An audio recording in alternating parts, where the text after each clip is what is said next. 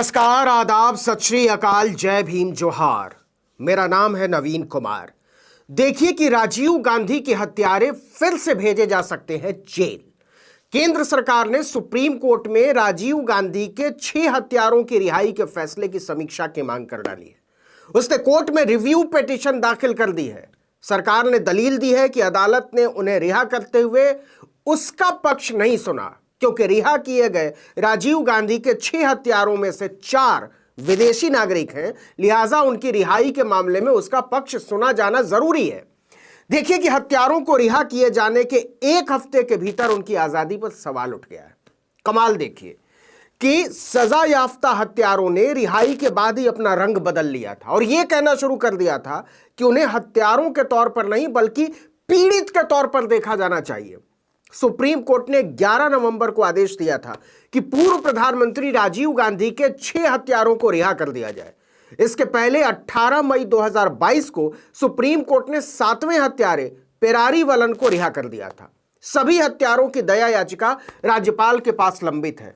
Supreme court ने अपने फैसले में कहा कि लंबे समय से राज्यपाल ने इस पर कदम नहीं उठाया है, तो हम उठा रहे हैं। कोर्ट ने कहा कि इस मामले में दोषी करार दिए गए पेरारी वलन की रिहाई का आदेश बाकी दोषियों पर भी लागू होगा। इसके बाद नलिनी, रविचंद्रन, मुरुगन, मंथन, जयकुमार और रॉबर्ट पायस को रिहा कर दिया गया। इस फैसले पर जनता में कड़ी प्रतिक्रिया हुई।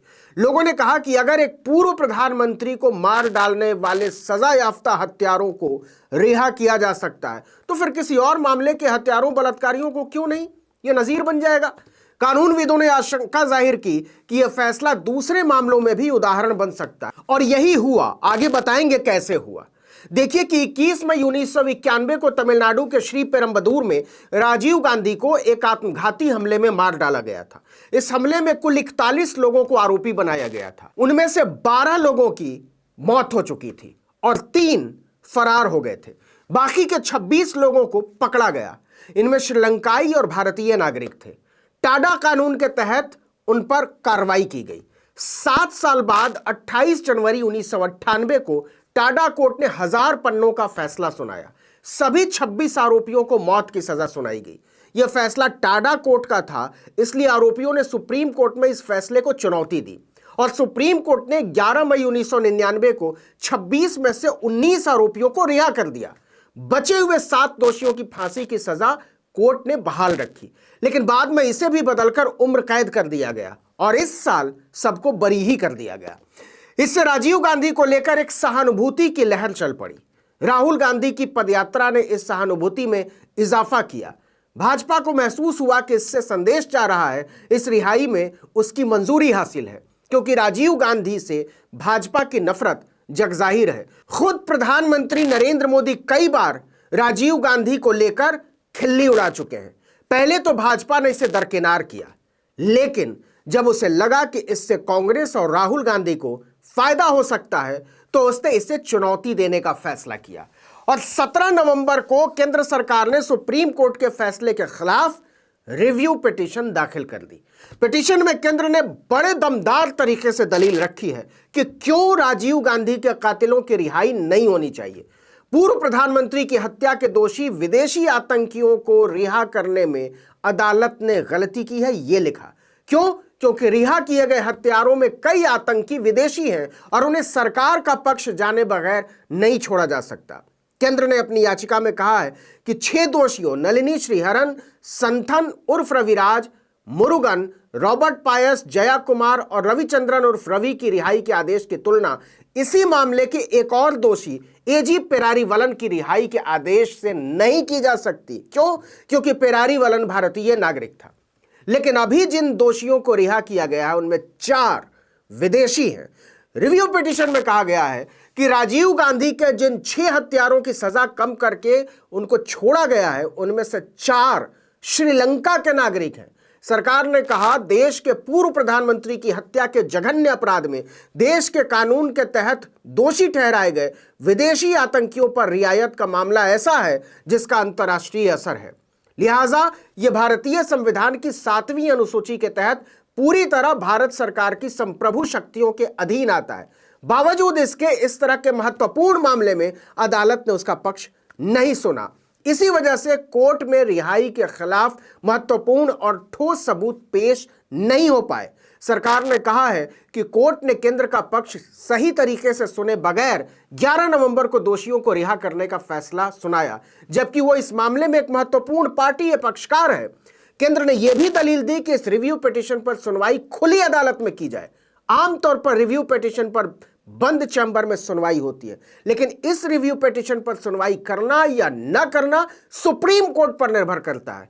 लेकिन अगर कोर्ट सुनवाई का फैसला करता है और केंद्र की दलीलों से संतुष्ट होता है तो राजीव गांधी के कातिलों को फिर से जेल जाना पड़ेगा। देखिए कि राजीव गांधी के हत्यारों को छोड़े जाने के बाद अपनी पत्नी शकीरे नमाजी की हत्या के मामले में उम्र कैद की सजा काट रहा स्वयंभू बाबा स्वामी श्रद्धानंद उर्फ मुरली मनोहर मिश्रा सुप्रीम कोर्ट पहुंच गया कि जब राजीव गांधी के हत्यारों को छोड़ा जा सकता है तो मुझे क्यों नहीं।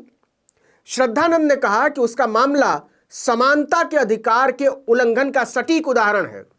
उसने कहा कि वो जेल में 29 साल से ज्यादा बिता चुका है और एक भी दिन उसको पैरोल नहीं मिली है।